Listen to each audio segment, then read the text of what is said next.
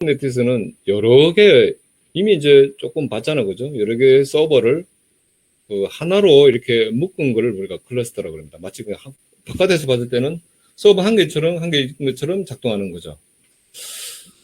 자, 이제, 저희들의 이 쿠버네티스, 우리가 이제 만든 도커 이미지를 그러면 이 쿠버네티스 클러스터 상에다가 그냥 나는 이제 배포를 하면 내가 일일이 이제, 이 서버들 이렇게 클러스터로 묶고 내가 이제 배포를 할 때 뭐 여러 가지 로드 밸런싱이나 이런 이유 때문에 노드 한 개가 아니라 여러 개의 노드에다가 이렇게 뭐 로드 밸런싱이라든지 뭐 이런 목적으로 분산을 목적으로 이런 환경을 내가 구축한다면 너무 그냥 괴롭습니다. 게다가 이게 지금 이제 아마존 같은 경우는 6,000개 이상의 옛날 내가 자료가 6,000개지 지금 7,000개 됐을 수도 있고요. 굉장히 많은 MSA 프로젝트들이 있는데 이걸 만약에 내가 도크만 가지고 한다면 내가 일일이 내가 각각 이 노드도 내가 만들어야 되고 내가 직접 다 만들어야 되고 근데 이거 클러스터를 묶는 것도 내가 전부 다 해야 되는 이제 프로젝트 각 하나마다 이건 이제 죽을 맛입니다. 이건 사실 이제 이 사람이 할 수가 없어요. 옛날 모노리스 아키텍처는 서버를 뭐 몇 개만 구성했단 말이지. 그런데 이걸 이제 부서별로 데브옵스를 우리가 이제 적용을 해서 부서별로 우리가 프로젝트를 이렇게 따로따로 하게 하겠다 이거죠. 그래서 수많은 부서가 있는데 옛날에 모노리스 아키텍처에서는 뭐 한 프로젝트에 여러 부서의 작업이 있다면 그 특정 부서의 업무가 바뀌는 부분을 반영하면 이게 이제 다시 배포 파일을 만들어 전체를 내렸다 올리게 되고 서비스 수행을 못하게 되니까 이제 아마존 처음에 창시자가 우리 프로젝트는 전부 다 이제 그러니까 따로따로 또 걔네는 이제 모든 프로젝트에서 따로따로 레스플이 아니라 어떤 형식이든 공개 API를 제공해가지고 그냥 따로따로 해서 다 그냥 프로젝트를 서로 링크해서 하나를 해라. 뭐 그렇게 이제 시작을 했다 하더라고요. 근데 정작 이 쿠버네티스를 만든 거는 이제 구글입니다. 이제 쿠버네티스 하면 일단 클러스터다. 자, 지금 제가 오늘 이제 학습할 내용이 지금 밑에 보시면 이제 큐베 CTL이라는 명령을 이용해가지고 지금 여러분들이 EK 생성을 했지 않습니까? 생성하면 우리는 이제 이 마스터 노드는 뭐 이렇게 볼 수는 내가 직접 제어할 수는 전혀 없습니다. 물론 여기 들어가면 이렇게 들어가서 그지 뭐 이제 안에 EKS 클러스터 이게 생성했는데 이 안에 뭐 여러 가지 이렇게 뭐 지금 현재 컴퓨팅 뭐 오커 노드 그룹이 있고 뭐 이게 어떻게 되다 이런 거는 볼 수 있는데 실제로 이제 이 쿠버네티스에 지금 여러분들이 생성했다 여러분들이 이제 EKS를 생성했다라고 한다면 뭐가 생성됐다고 보면 되냐면은요. 지금 화면에 나오는 이 마스터 노드가 생성된 거예요. 이 마스터 노드. 물론 마스터 노드만 생성된 게 아니라 이에 따른 이제 아까 노드 그룹에 한번 볼까요? 여기 보시면 여기 이 노드 그룹 안에 지금 노드가 하나, 두 개가 생성돼 있죠. 이 두 개를 하나의 클러스터로 묶은 거죠. 클러스터를 생성하고 이제 이 노드 그룹을 생성해서 이 클러스터로 묶을 이 두 개의 노드도 자동 생성인 거죠. 그죠? 자동 생성하면서 얘가 하나의 클러스터로 이제 이렇게 묶였다라고 보시면 되겠습니다. 그럼 여기서 이제 이렇게 노드가 이제 생성이 되었는데, 그러니까 이 마스터 노드나 워크 노드나 다 우리가 이제 우리 이제 아마존 같은 경우에는 이제 아마존 EKS에서 이제 자동으로 다 생성을 해줍니다. 자동 생성됐는데 야의 어떤 작동 구조, 동작 방식을 우리가 아는 것도 매우 중요하거든요. 여러분들은 큐베 CTL 명령어를 이용해서 아까도 봤지만 그지? 자, 이렇게 항상 미리 실습을 진행하는 게 이렇게 해야 더 굉장히 직관적으로 팍 이렇게 이해가 될 수가 있거든요. 안 해보고 뭐 하면은 전부 다 너무 추상적이잖아요. 그지? 자, 이렇게 해서 했고.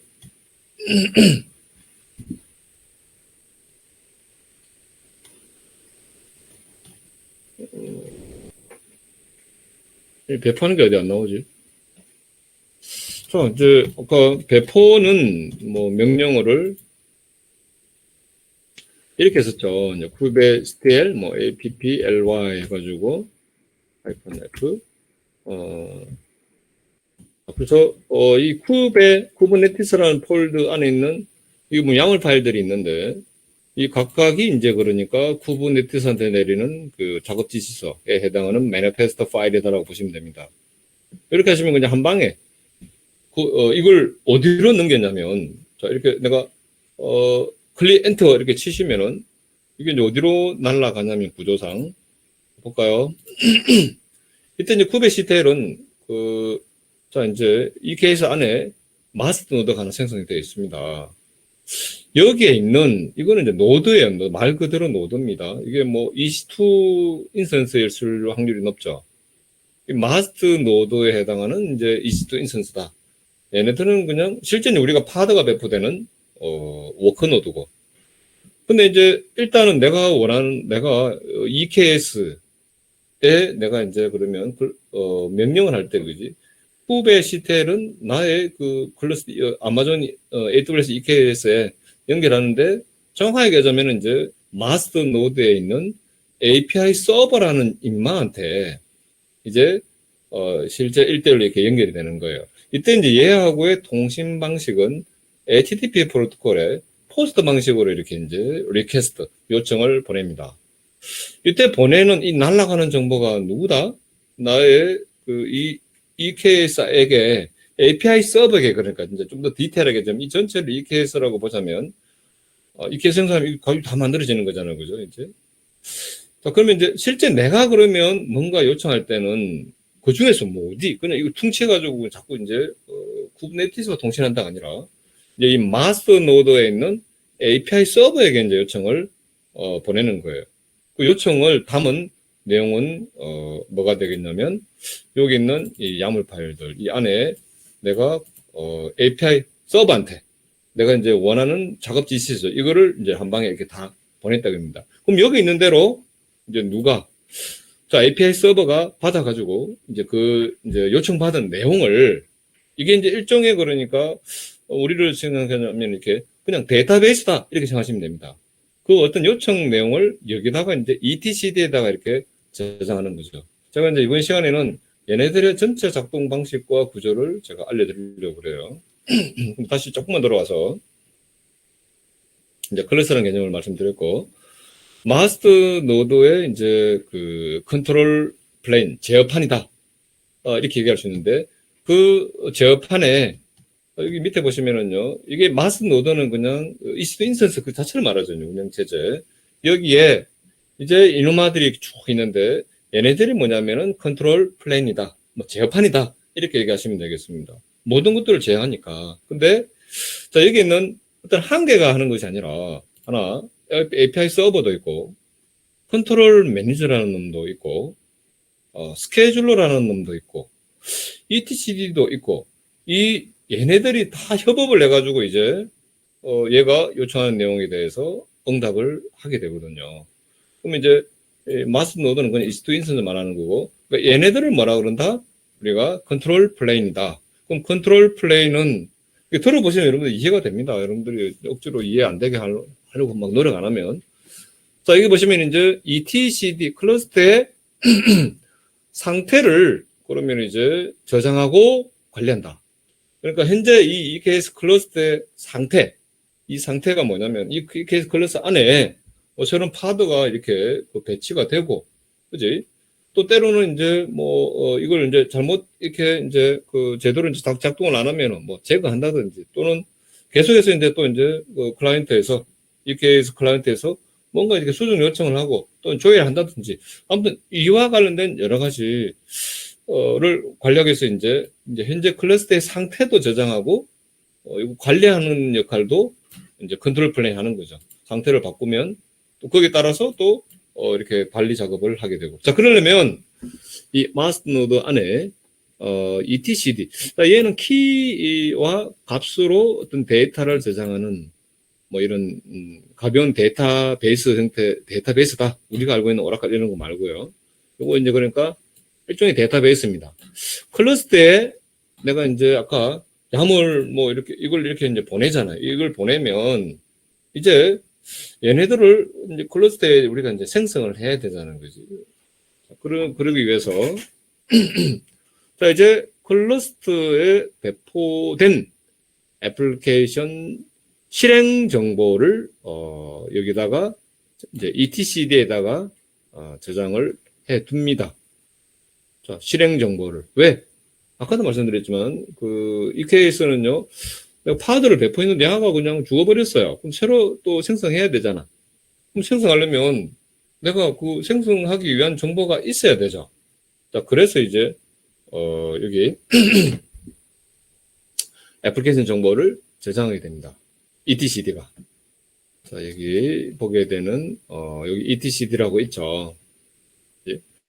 자, 그 다음에 API 서버는 아까도 말했지만 그 인터페이스를 제공합니다. 후배 CTL이 이제 인마와 통신을 하게 되죠. 그래서 이 안에 있는 상태를 변경하려면 얘는 그냥 저장소이기 때문에 그 모든 그 명령을, 관리 명령을 API 서버가 후배 CTL을 통해서 받아요. 그래서 아까 조회하는 것도 했었지 않습니까? 아까 get 아까 전에 해가지고 이거 조회한 내용이죠. 후배 CTL한테 후배 CTL이 그러니까 이 케이스 클러스트한테 이제 명령을 내립니다. 이제는 이제 API 서버죠. API 서버한테 이렇게 이 명령을 내립니다. 그러면 이제 API 서버는 여기 있는 이제 여러 가지 많은 정보들을 이거 어디서 이제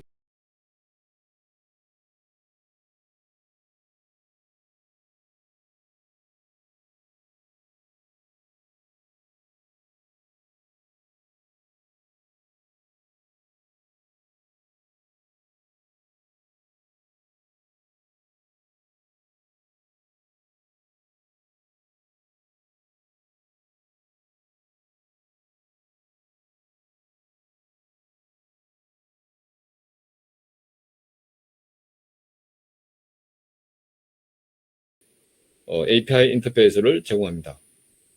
때는 우리가 이제 파드를 처음에 2개 배포됐는데 뭐 3개로 내가 배포하게 하고 싶다. 그러면 이제 내가 어떤 명령어를 이 API 인터페이스를 가지고 내가 이제 호출하게 되는 거죠. 누구의? API 서버에. 이게 호출 단다는 거고요. 뒤에 이제 컨트롤러, 스케줄러, 뭐 이제 컨트롤러, 매니저, 자 이런 것들이 있는데 지금 여기 이제 뭐 컨트롤러, 스케줄러, 자 이런 것들이 있네 그죠? 자 여기서 그러면 이제 이 4개의 어떤 작동 방식을 다시 한번 설명해 보겠습니다. 자, 여러분들이 만약에 여기 있는 야물중 파일 중에 아무거나 하나 제가 열게요. 열어보면 또 이제 우리가 이 이미지가 실행되면 컨테이너라고 그러죠. 이 실행되는 컨테이너 이름을 프로덕트로 하겠다. 자, 이게 스펙은 그러니까 여기 이제 이것도 다음에 얘기하겠지만 이제 쿠버네티스 자, 이 매니페스트 파일이라고 보시면 되는데 이 스펙에다가 스펙 의도하다 뭐 이런 뜻이겠죠 이제 그죠? 내가 의도하는 거를 내가 원하는 거를 여기다가 이제 기술을 하게 됩니다. 그래서 이제 내가 이 파드를 하나 생성하면 그 파드명은 뭐 프로덕트로 하겠다. 이미지는 얘를 가가지고 프로덕트를 그러니까 컨테이너를 생성해라. 이미지는 항상 뭐 이렇게 아까 여기 있는 ECR 여기서 맨날 가져와가지고 할 때마다 맨날 가져올 것이냐. 한번 가져왔으면 이제 뭐 그거 갖다 쓸 것이냐 이런 말입니다. 자, 상세한 건 나중에 설명할게요. 포트 번호는 8080. 이 이미지가 이미 8080 포트로 서비스하고 있어야 됩니다. 이제 내가 이걸 그 아닌 걸 내가 여기다 적을 수는 없는 거거든요. 아무튼 이게 이제 일종의 이제 매니페스트 파일인데 내가 자 여기서 이제 이 HTTP 포스트 방식으로 이걸 이제 보낸다 이 말입니다. 그럼 API 서버가 자 이제 이 내가 의도하는 뭔가를 이제 이 매니페스트 파일을 통해서 이렇게 전달된 거를 API 서버는 전달을 받고요. 이걸 어디다가 저장을 하냐면 당연히 이제 아까도 말했지만 이 etcd에다가 저장을 하게 됩니다. etcd에다가 이 키와 값으로 저장을 하게 되는 거죠. 자, 그러면 아까 여기 이제 쿠버네티스 리소스라고 얘기를 하는데요. 쿠버네티스 리소스. 여기서 여기 여러분들이 이제 우리가 생성하는 쿠버네티스 리소스의 제일 위에 보면 뭔지 몰라도 이게 지금 보면 메타에는 자, 메타에는요, 여기는 이제 쿠버네티스 리소스 타입을 이렇게 이제 지정해 주게 되거든요. 쿠버네티스 리소스 타입. 여러분들 지금 이제 파드만 생각이 나잖아. 그 파드를 배포하는 또 다른 쿠버네티스 오브젝트입니다. 이건 제가 단계적으로 제가 파드, 레플리카스, 그 위에 개념으로, 디플로이먼트, 이거 설명을 드릴 거예요. 지금은 제가 오늘 그냥 간단하게 하자고요. 자, 이게 이제 디플로이먼트가 있고, 얘의 그 쿠버네티스 오브젝트 이름은 프로덕트다. 레플리카스가 나오네요. 제가 만약 이를 2라고 하면은, 얘가 이제, 컨테이너가 총 몇 개가 생성돼서 복제가 되냐면, 파드가 2개까지 복제됩니다. 레플리카스가 이제 요 이미지를 가지고 이제 생성을 이제 컨테이너를 만들면, 야를 이렇게 레플리카스에 내가 명시한 개수만큼 이렇게 복제를 해가지고 알아서 이제 아까 클러스터가 여러 워커 노드를 이렇게 그룹핑하는 개념이라고 얘기했잖아요, 그죠? 이제 묶어주는 개념이고, 그럼 이제 내가 이제 여기서 지금 배포를 할 때, 야, 이 컨테이너 이 이미지는 우리 컨테이너 생성될 때 여기다가 2라고 해주는 순간 아까 쿠버네티스가 알아서, 이게 얼마나 놀랍습니까? 이게 노드들이 여러 개를 묶었는데, 이제 알아서 이제 얘를, 안 그러면 내가 일일이 이제, 여러분들 EC2 인스턴스 이제 만들어 봤잖아요. EC2 인스턴스를 막 여러분들이 이제 임의로 버튼 클릭 3개 만들었다. 그래 하면은 본인이 이제 도크를 다 설치하고 거기다가 도크 런 해가지고, 도크 푸시 해가지고, 풀 해가지고 이미 다운받아서 여러분들 직접 도크 런, 일일이 런 다 해야 됩니다. 사실은. 이 쿠버네티스가 없었다면 그 정도로 힘들어요. 이게만 알아들을지 모르겠는데. 연습잖아? 알아듣고 있나? 응? 저번에 도크 할 때, 그 인스에다가 도크 깔았잖아. 깔아가지고 도크 풀 해가지고 다운받아갖고 도크 런 해가지고 했는데, 그걸 내가 다 해야 된다니까, 내가 전부 다. 근데 쿠버네티스를 쓰면은, 이거 딱 배포시키면은, 쥐가, 노드도 자동으로 딱 이렇게 이제 만약에 노드를 4개 만들어 놨다. 그리고 레플리카스를 4 했다. 그럼 쥐가 알아서 이거 컨테이너 만들어가지고 노드 각각의 각 위치에다 노드를 4개까지를 자동으로 팍 배포하고, 그런 모든 걸 알아서 다 해준다 이거. 내가 할 일은 건 여기다가 원하는 거를 스펙에다가 기술해 주면 되는 거예요. 여기 스펙에다가 내가 의도하는 거를 스펙. 이제 내가 명심하면 되는 거죠. 얼마나, 나 하면서도 놀랐더라고요.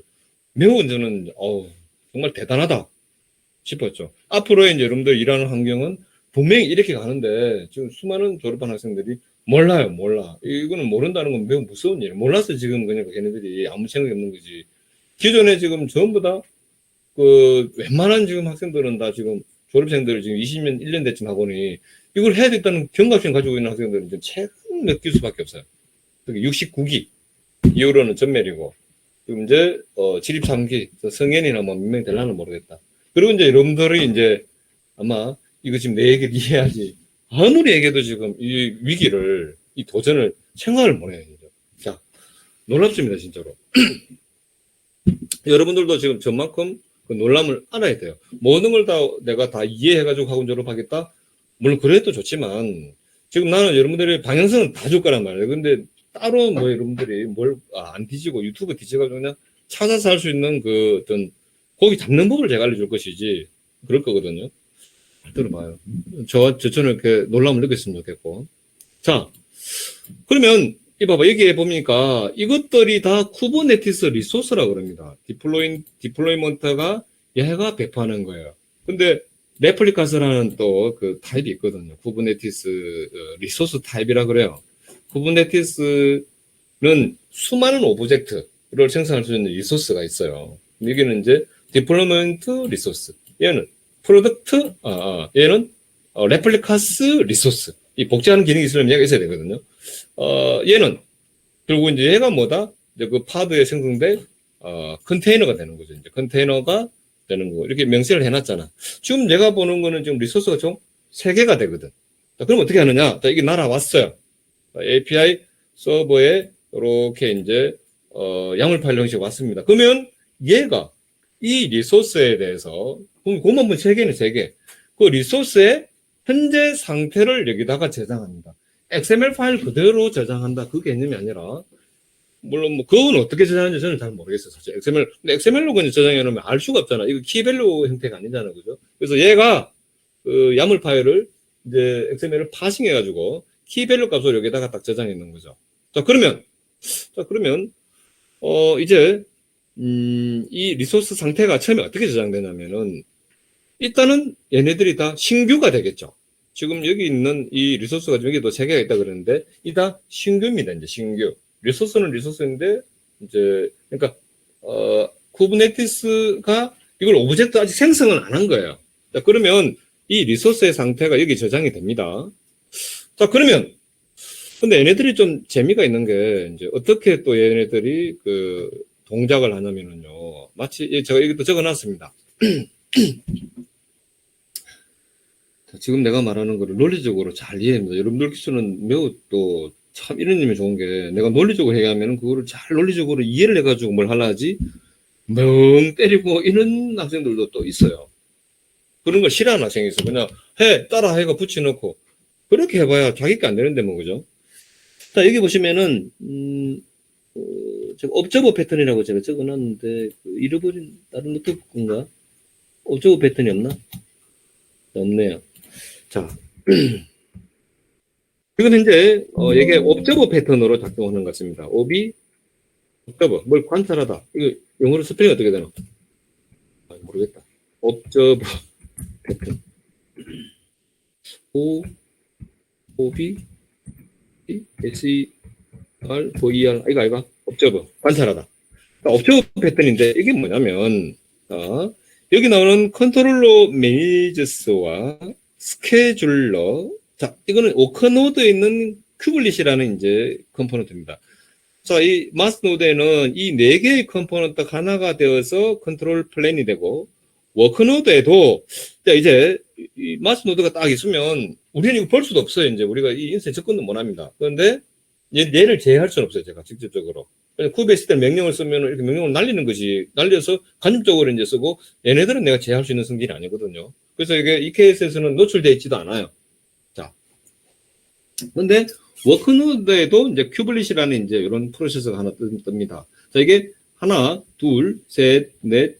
얘는 이제 뭐 어떤 그냥 정보를 저장하는 곳이죠, 이제. 그래서 여기서는 컨트롤 플레인에 요 4개의 컴포넌트가 들어가고 워크노드에도 API 서버와 통신하는 큐블릿이 있습니다. 그리고 제가 이렇게 요청을 딱 보내면 API 서버는 야로 파싱해가지고 이제 여기다가 리소스 상태를 저장합니다. 첫 번째는 이제 신규 리소스가 되겠죠. 자, 그러면 나머지 인마, 얘네들이 또 어떻게 작동하냐면요. 얘네들은 마치 옵저버 패턴들처럼 작동합니다. 무슨 말이냐면, 옵저버 패턴은요, 자기가, 구독하고자 하는 이벤트에 대해서 알림을 받도록, 등록한다고 얘기할까요? 여러분들 왜 유튜브에서 이렇게 구독해 놓으면은 가만히 있어도 뭔가 뭡니까? 유튜브 채널에 뭔가 뜨면 내한테 이렇게 바로 알림이 오죠. 뭐, 여러 가지 그렇게 하는 게 있잖아요. 그지? 이게 바로 옵저버 패턴이에요. 이게 바로 옵저버 패턴이라. 그래서 여기에 이제 얘네들이 쥐가 받고자 하는 얘네들을 얘도 마찬가지고 자기가 이렇게 이제 관찰하고자 모든 이벤트에 대해서 얘기하는 것이 아니라 자기가 관찰하고자 하는 이벤트에 대해서 이 API 서버를 통해서 이렇게 등록을 딱 해둡니다. 내가 깔자마자 그럼 어떻게 되느냐? 컨트롤 매니저스라는요. 여기 나오다시피 자 이게 등록해놨어요. 여기다가 등록해놨어요. 그러면 인마들은 수시로 이제 지금 현재 이 API 서버와 통신하게 됩니다. 그럼 얘가 이제 딱 저장하고 이제 파싱에 저장하고 난 다음에 신규 리소스를 등록했잖아요, 그죠? 그러면 이제 신규 리소스 이벤트가 발생을 합니다. 그럼 가가 이제 누구한테 전달이 되냐면 야가 구독을 해놨거든. 그럼 얘가 이제 이쪽으로 날려요. 컨트롤 매니저는 가만히 있다가 신규 리소스 이벤트가 발생했네. 그러면 컨트롤 매니저가 이제 이걸 받아서 이제 추가 리소스를 생성할 요청을 이렇게 또 보냅니다. API 서버로 보내면 이제 리소스 상태를 또 어떻게 바꾸겠습니까? 추가 리소스 생성 요청 이런 식으로 또 이 상태가 바뀌었습니다. 리소스 상태가 바뀌었어요. 자, 그러면 얘가 API 서버가 또 더 있습니까? 이제 신규 리소스를 생성을 해야 되니까 지금 이제 당연히 그 다음 작업은요, 이 스케줄러가 하는 작업입니다. 워크노드가 아까 한 개가 아니었죠. 우리 예제수만 하더라도 워크노드가 지금 몇 개였냐면은 이건 2개였고 노드는 더 많을 수 있습니다. 뭐 배민이도 막 급할 때는 막 이게 이제 노드를 막 100개, 200개를 팡 이렇게 이제 했다가 이벤트 끝나면 팍 이렇게 다시 또 그 뭡니까 없앤다 그랬죠. 그래서 여기서 이제 그럼 그 작업을 누가 하느냐? API 서버가 분명히 이제 아까 신규 리소스가 딱 저장되면은 저장하고 얘가 그 이벤트에 대해서 이제 그걸 이벤트 형식으로 해서 컨트롤 매니저에 전달이 됩니다. 마치 구독 알림처럼. 그럼 얘가 추가 리소스 생성 요청을 얘가 해요. 하면 이제 그럼 이제 상태가 이렇게 바뀌었네요. 그러면 이제는 추가 리소스 생성을 또 이제 그러면 이제 하려면 먼저 이 노드가 여러 개라면은 수백 대라면은 이 노드를 또 이제 어떻게 해요? 내가 하는 게 아니라 이게 옛날에는 내가 EC2에 들어가서 내가 뭐 도크 풀 해가지고 받아서 런하고 이런 거를 제가 제일 처음에 강의를 했었죠. 근데 그걸 내가 안 한다고. 누가? 자, 일단은 그 노드가 또 지금 자동 만들어졌잖아요. 그 노드를 어떤 신규 리소스를 내가 이렇게 이제 배포할 적절한 리소싱이 충분한 뭐 여러 가지 노드가 있을 테니까 메모리나 하드디스크나 여러 가지 이제 있을 거 아닙니까? 가장 그 어떤 그 뭡니까 합당한 노드 이걸 찾는 걸 갖다가 만약에 내가 해야 된다 하면 또 죽습니다. 이게 만약에 몇백 대라면 나 집에 못 가요 이제 이거 못 가. 뭐 어디다 어디 배포했는지 내가 또 다 알아야 되잖아요. 근데 쿠버네티스에 있는 스케줄러가 그 중에서 이 파드를 그 리소스를 생성할 노드를 찾습니다. 자, 그러면 이 노드에 대해서 그지 이제 리소스 노드 정보를 처음에 없었지 이제 변경이라보다 자 이제 없었던 그 이제 이렇게 날아왔는데 이제 여기 이제 파드 정보 이 파드에다가 리소스의 노드 정보를 이제 할당받은 노드 정보를 실어서 이제 API 서버로 보냅니다. 자, 그러면 이제 API 서버는요, 아까 신규 리소스 이벤트가 발생했고, 자, 이제 여기서 얘는 이제 그 다음에 이제 스케줄러는 그 신규 리소스 이벤트에다가 이제 이제는 노드가 정보가 할당이 된 거죠. 이 노드 정보가 할당된 상태로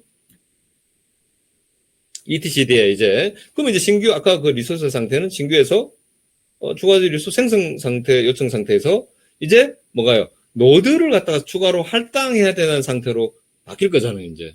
자, 바뀌면 또 여기에 관심 있는 또 이제 이 케이스에 들어가는 또 이거는 지금 그리고 우리 아마존 AWS EKS의 구조가 아닙니다. 이거는 그냥 구버네티스, 구글에서 구버네티스를 만들었고, 야를 제공하는 프로바이더가 구글에 있는 GK도 있고요. 또 아마존에 EKS도 있고, 또 마이크로소프트에 애주어도 있고, 많아요. 이게 좀 꽤 많더라고. 그냥 이 구조는 다 똑같습니다. 그냥 한번 배우면은 모든 나머지 거 할 때는 이제 학습이 필요 없어요. 그래서 제가 하는 거예요, 공통적으로. 이 저자는 지금 그 구글 클라우드 GKE 대상으로 지금 이거 하면서 이제 이 강좌한 걸 내가 지금 여러분들한테 하고 있는 거예요. 이 구조만 설명하고 이게 제일 설명이 잘 됐더라고. 뽑아온 거죠. 자, 그러면 이제 리소스가 예약이 됐잖아요. 이제 예약되는 리소스 이벤트라는 게 이제 리소스만 예약이 됐죠. 특정 노드로 예약이 된 거죠. 예약됐다는 게 특정 노드에다가 이 리소스를 하나 예약되고 그 예약된 리소스 이벤트가 이제 발생하는 거죠. 그러면 이제 이만은 계속 또 이거 하면서 또 신규 오면 얘는 얘대로 계속 이벤트를 발생시키는 거죠. 얘도 이벤트 발생시키는 거고 얘는 이제 예약된 리소스 이벤트는 이제 이건 누가 관심 있냐면은 얘가 미안해 오늘 우리 아들 생일에서 왜 아빠 수업인데 왜 아빠가 나중에 얘기하려고 그랬지 미안 그래도 6시 미안 지 생일이라고 뭐 한달 생일 내가 뭐라고 안 파겠다가 크게 내가 혼났다 이거 삐끼가 무심해요 그래 우리 서진이는 뭐 특고 안 그런데. 자, 그래서 이제 예약된 리소스 이벤트가 발생을 이 이벤트, 예약된 리소스 이벤트에 대한 구독을 API 서버에다가 큐블리시. 자, 이게, 내가 이 케이스 생성을 하면요. 오픈노드가 쫙 만들어질 거 아닙니까? 그럼 그 모든 노드들에 있는 각각, 그 각각의 노드에는 지금 이게 한 개만 그려놨지만, 그죠?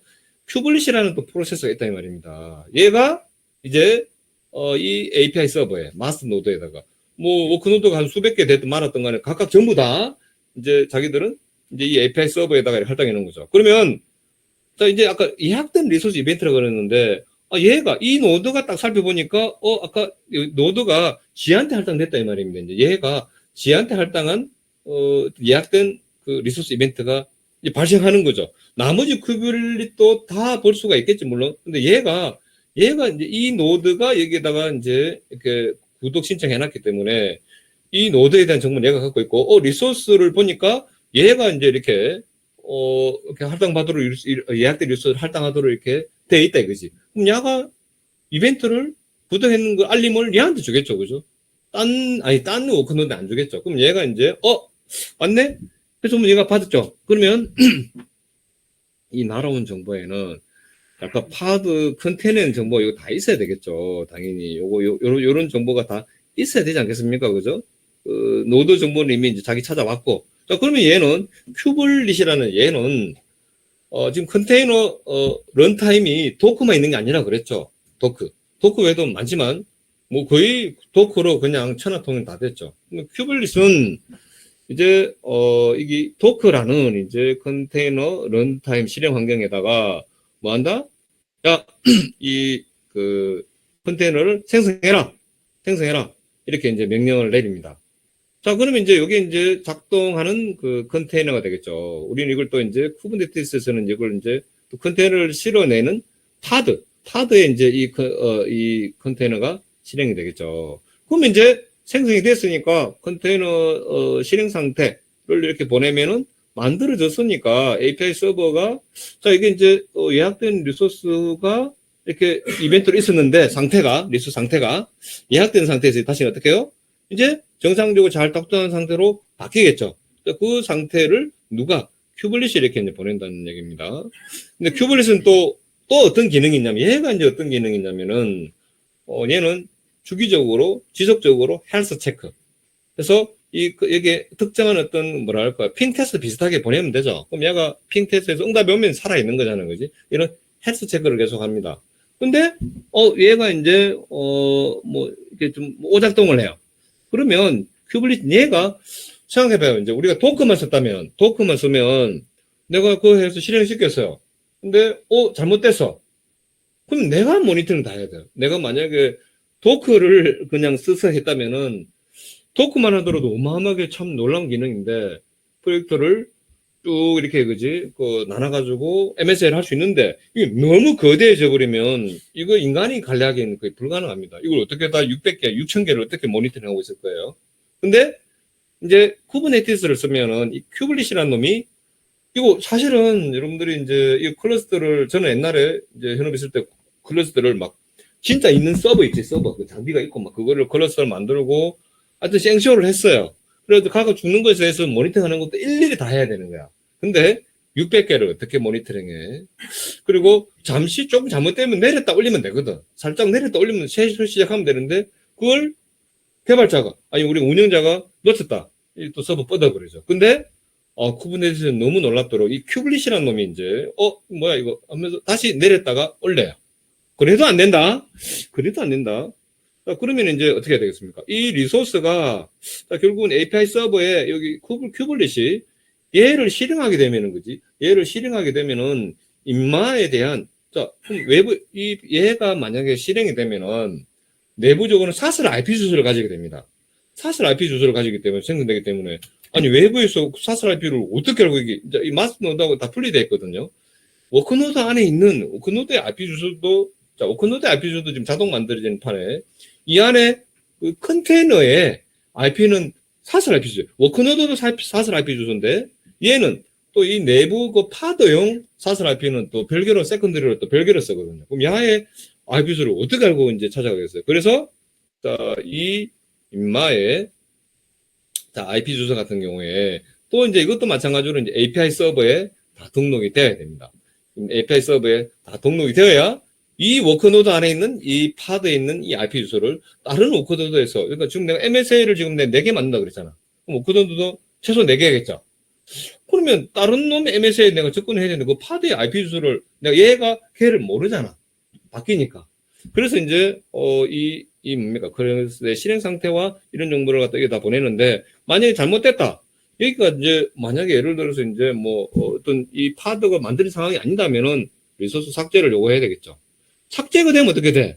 이제 신규 리소스 아니고 그러니까 지금 이제 노드가 할당되지 않는 상태로 되겠죠. 이제 또 삭제돼 버렸으니까 그럼 다시 또 인마들이 작동해서 다른 워크 노드에다가 이제 그 새로 생성을 할 수 있게 되는 거죠. 만약에 얘가 죽어버리면 뭐 이런 식으로 이 얘네들이 이렇게 자 작동하는 원리를 제가 이 정도면 이제 원저자보다 더 제가 알아듣기 쉽게 제가 설명을 한 것 같아요. 많이 풀어서. 자 그래서 이거를 한번 이 작동 원리를 이제 기억해 주시면 되겠습니다. 하나 더. 그래서 그러면 봐봐 아까 워크노드가 있는데 API 서버는 자 워크노드 1과 그다음에 이 트래픽을 이제 전송하여 전달하는 내용에 관한 겁니다. 외부에서 지금 워크노드로 이렇게 왔어요. 근데 여기서 이제 다시 얘가 수행을 하려면 이 워크노드 2에 있는 뭐 또는 이제 이런 또 다른 파드와 통신을 해야 되는데 자 여기 이제 각각 파드들입니다. 지금 워크노드에 지금 파드가 하나, 둘 그리고 지금 여기 보면 이제 그 워크노드 1에도 그러면 또 지금 파드가 여기 워크노드 1에는 1, 2 워크노드 2에는 하나 그런데 이 파드들은요 이 파드들은 로드 밸런싱 그러니까 하나의 노드 그룹을 해서 이렇게 두 개가 묶여요. 그러니까 지금 현재 여기 워크노드에 있는 10.76.152 파드가 여기 하나 딱 있네요. 요 파드가 자 지금 이제 목적지를 10.76.152라는 이 파드가 목적지를 자 연마하고 지금 이제 통신하고 싶어요. 그러니까 목적지를 10.80.13.74와 통신하고 싶습니다. 그런데 목적지는 이제 10.80.13.74인데 이 IP 주소인데 실제로 매핑이 되는 목적지는요. 10.76.0.231이나 10.76.1.232나 같아요. 그러니까 이 파드가 지금 이제 통신하고자 하는 목적지 주소는 하나인데 다시 내부적으로 이제 요 파드들이 이렇게 별도의 IP 주소를 해가지고 이렇게 서비스 되고 있습니다. 자, 이걸 이제 엔트리 포인트 목록이라고 그러는데 지금 API 서버는 어떻게 하냐면요. 리소스에 대한 엔드 포인트 추가 변경. 그러니까 아까 여기서 이제 큐블릿이 이렇게 이제 생성했어요. 다 하면 이 컨테이너 실행 상태에 대한 정보를 API 서버로 보냅니다. 당연히 얘가 할당받은 IP 주소 정보도 얘가 보내는 거죠. 자, 워크노드가 막 수백 대야. 자, 얘가 다 받습니다. 자, 그러면 이제 다시 이제 뭘 얘기하냐면은 이제 트래픽을 갖다 이렇게 이제 우리가 이렇게 제대로 목적지까지 전송하는 부분에 대해서는 누가 하냐면은 큐베 프락시라는 놈이 이제 이 작업을 합니다. 각각의 워크노드에는 클라이언트의 요청을 목적지로 연결을 지원하는 작업을 큐베 프락시라는 놈이 하는데 자, 이제 마스 노드에서 지금 뭐냐면 워크노드가 뭐 아까 600개가 만들어지면 600개 다 큐베 프락시라는 놈이 이제 기본적으로 안에 프로세서가 작동합니다. 자, 그러면 이제 이 마스터 노드에서는 우리는 접근하는 거냐면 얘가 그지 어떻게 하냐면은 각각의 워크 노드들한테 전부 다 이제 이 엔드 포인트, 이 엔드 포인트라는 게 요 각각의 요 파드에 대한 주소를 말하는 거예요. 이제 주소가 이제 전부 다 이제 어디 이 큐베 프락시로 전송이 되고 야는 내부에 이제 그 IP 테이블이라는 게 있습니다. 자, 그래서 얘가 만약에 지금 이제 지금 워크노드 1에는 지금 다시 두 개의 파드가 있는데 이거는 달라요. 같은 파드가 아니야. 같은 파드를 워크노드 하나에다가 안 낚이고 이제 로드 밸런싱 목적이면 다른 데 내죠. 인마와 인마는 같은 놈이야. 같은 놈인데 두 개의 복제본이죠. 그러니까. 그럼 야는 서비스의 수행을 위해서는 야하고 통신해야 되고 야하고 통신해야 되죠. 그럼 내가 외부에서 이렇게 요청이 왔습니다. 외부에서, 아니, 얘가 아니고, 외부에서 요청이 왔어요. 먼저 10.76.152로 요청이 와서 가지고 내가 서비스를 받는데, 10.76.152에서 이제 또 어디로 이제 목적지가 이제 있냐면은, 지금 이제 인마와 인마는 파드에 부여되어 있는 IP 주소고, 그러면 인마든 상관없이 나는 10.76.152, 10.76.1.52 입장에서는 얘가 IP 주소가 뭐로 바뀌든지 간에 바뀔 때마다 그럼 내가 프레임 짤 때, 내가 여기서 여러분들이 프레임 짤 거 아닙니까? 짤 때 이게 MySQL로 가정하자고. MySQL 파드라고 가정하자고. 그러면 내가 통신하는데 내가 막 달라질 수 있는 IP 주소를 내가 쓸 수는 없는 거잖아요. 또 배포되면 내가 이걸 개발하는 사람인데 나는 이 IP 주소를 몰라. 그래서 내가 이 세컨들이 IP 주소가 아니고 실제 이제 이 목적지에 대한 IP 주소를 내가 알아야 됩니다. 이제 요거. 자, 요게 그거예요. 자, 보세요. 요거는 조금 어려울 수 있는데 아까 그 은비가 내가 뭘 복사하라는 게 있었는데 내가 파드를 배포하게 되면요. 요거 말한 거죠. 요거. 이게 없으면 이런 형식의 어떤 IP 주소, 요런 형식, 여기서는 클러스터 IP가 해당하는 거다. 이 클러스터 IP를 내가 이제, 이거는 이제, 바뀌잖아요. 그러니까 요 IP 주소 하나당, 자, 이 IP 주소 하나당, 자, 이 IP 주소 하나당, 파드가 이제 여러 개가 이렇게 노출되어 있어요. 그래서 나는 얘로만 접근하면 돼. 자, 이 말은, 자, 이 말은요, 요거야, 요거. 그러니까 요게 누구다? 지금 내가 말하는 건 요게 누구다? 아까 요놈을 말하는 거예요, 요놈. 그러니까, 외부적으로 공개된 요놈을 말하는 거야. 그러면, 야, IP 주소는 고정이 되고, 자, 얘 IP 주소는 고정이 되고, 이제, 자, 보세요. 얘 IP 주소는 고정이 되고, 이제, 거기에 물려가지고, 이제, 내가 이렇게 요청하면은, 얘로 가도 되고, 얘로 가도 되죠. 그 역할을 하는 게 이제, 여기서 설명이 좀 빠져 있는데, 이걸 이제 서비스라고 그래요. 여기 보면 서비스라고 나와 있네요. 서비스. 자, 이 서비스 역할을 하는 쿠버네티스 또 오브젝트가 있거든요. 여기 로드 밸런스라고 딱 되어 있잖아요. 그지? 이 서비스 역할을 하는, 우리가, 여기 타입이 로드 밸런스라고 있는데, 이제 얘는 내가 얘로 요청이 가면 얘가 알아서 이 로드 밸런스의 IP 주소예요. 얘가 로드 밸런스 IP 주소인데 나는 이렇게 요청이 가면은 이걸 클러스터로 묶었다면은 이제 이 파드가 두 개다면은 걔가 로드 밸런스가 나는 때로는 이렇게 가기도 이렇게 하는데 이 주소를 나는 몰라. 이 주소를 나는 모른다고. 그럼 어떻게 하느냐? 얘는 자꾸 바뀌어져 있으니까. 그래서 이제 아까 어떻게 한다 말했습니까? 여기서 이제 큐블리시 요 큐블릿이라는 놈이 실제 파드를 만들잖아. 만들면은 그 주소를 전달해요. 여기다 갖다 놔. 그러면 이제 API 서버 어떻게 한다? 이 큐브 프락시로 또 전달해요. 그럼 큐브 프락시가 이제 그 요청을 받으면은 아까 목적지가 얘라 그랬죠. 얘고 이제 그러면은 가야 할 엔트리 포인트는 얘다. 이걸 이제 엔트리 목록이라고 그럽니다. 이제 이렇게 이 엔트리 목록을 구성하는 걸 누가 한다? 큐브의 프락시가 하게 되는 거죠. 그래서 좀 이해가 되나? 대충은 조금은.